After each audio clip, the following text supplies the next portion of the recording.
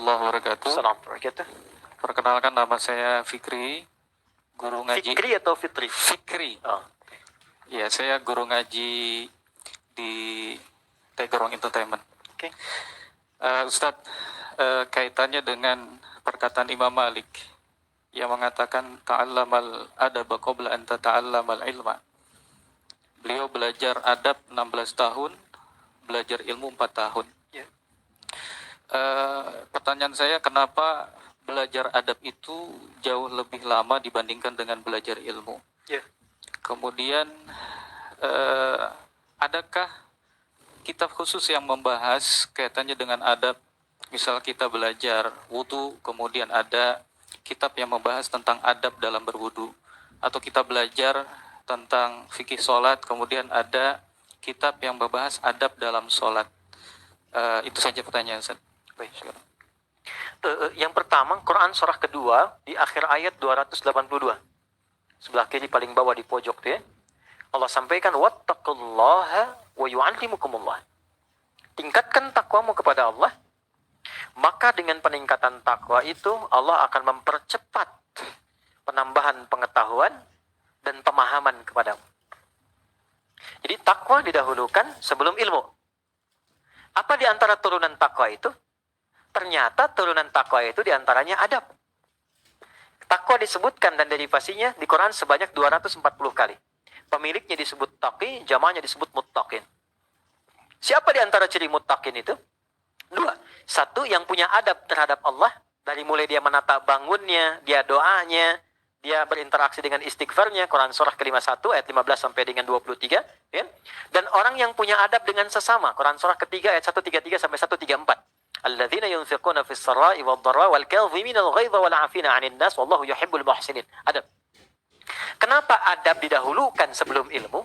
Adab itu sikap moral yang membimbing kita untuk berperilaku baik. Jelas? Kalau orang berilmu, adabnya belum baik, moralnya belum baik, maka dia akan berbuat perilaku yang buruk, yang damage-nya lebih besar dibandingkan dengan orang yang belum punya ilmu. Orang korupsi kalau pintar, ngambilnya banyak. Dibandingkan dengan orang yang mencuri tapi nggak pintar. Ya kan? Kijang-kijang nanti durian disimpan di sini ya, tuh. Ya, banyak motifnya. Dan damage-nya lebih banyak. Sama, jangan dikira orang yang punya pengetahuan, tapi minim adab, jangan dikira bermanfaat. Merusaknya akan banyak. Ya, akan banyak. Siapa yang banyak memberikan fatwa yang keluar buruk, dan itu mencelakakan. Betapa banyak orang belajar, tapi kemudian setelah belajar berselisih. Ada yang mencela si fulan, ada yang mencela si fulan. Ada yang suami baru ngaji pulang mencela istri. Istri baru ngaji, bid'ahkan suami. Dan yang paling menarik adalah, ketika kita belajar kan untuk menyatukan. Yang kurang kita tutupi, yang lebih kita turunkan untuk disamakan. Tapi bisa terjadi demikian. Apa yang salah? Adab. Maka Islam datang untuk melatih adab terlebih dahulu. Dan saat yang bersamaan ilmu diberikan. Jadi tidak harus tunggu 16 tahun. Itu bersamaan. Karena saat berajar adab pun sedang belajar ilmu. Ilmunya khusus adab. Karena itu para ulama itu mendahulukan pelajaran adab dengan babnya sebelum masuk kepada ilmu-ilmu pokoknya. Apa di antara contohnya? Imam An-Nawawi itu menulis kitab Riyadhus Shalihin 1896 hadis.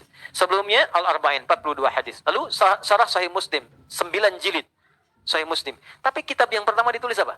At-Tibyan fi Adab Hamalatil Quran. Bagaimana ahli Al-Quran itu punya adab dalam mengajar dan dalam belajar. Anda lihat di antara bab pertamanya. Wala yata'allamu illa mimman kamulat ahliyatuhu. Tidaklah seorang murid belajar kecuali kepada guru satu yang pakar di bidangnya. Jangan sampai ini mengundang belajar hadis tapi pada orang yang tidak tahu hadis. Kalau gurunya paham fikih, fikih saja. Gurunya tafsir, tafsir saja. Jangan diminta guru tafsir ngajar fikih. Salah. Yang kedua apa? Wa kamulat akhlaquhu. Akhlaknya baik. Jangan sampai memang pintar, tapi maaf, membencinya banyak. Kasar kata-katanya. Sehingga muridnya keluar, pintar nas, tapi pintar juga kekasarannya. Pintar juga mencela orangnya. Itu kata Imam Nawawi, nggak berkah ilmunya. Maka adab penting. Datanglah dari guru lokal, namanya Syekh Muhammad Hashim bin Ash'ari.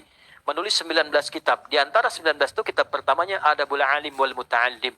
Maka diajarkan di situ dasar-dasar adab. Kemudian masuklah kepada apa yang Anda tadi sampaikan. Saya ada koleksi lebih hampir 40 di kitab tentang sholat. Nah, di antara kitab-kitab itu ada beberapa yang bagus yang menjelaskan tentang hikmah, makna, dan adabnya. Satu namanya Nadharat fi Ma'anis Shalah. Yang kedua namanya Asrarus Shalah. Nanti lain waktu kalau tiba lagi, misalnya nanti kita tunjukkan sesuai dengan apa yang teman-teman harapkan. Jelas ya? Allahu a'lam bishawab.